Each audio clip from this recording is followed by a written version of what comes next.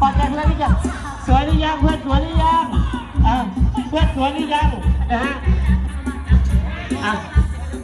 โอ้ยรักเพื่อนจริงๆถ้าใจจะรักเพื่อนจริงๆนะฮะดูนะฮะวันนี้นะวันนี้เราจะได้รู้ใจเพื่อนเราแหละว่าเพื่อนของเรารักเพื่อนเราจริงเสร็จหรือยัง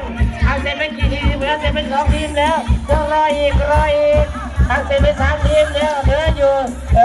อีก1 ทีมเหลืออีก1 ทีมนะพอหรือยัง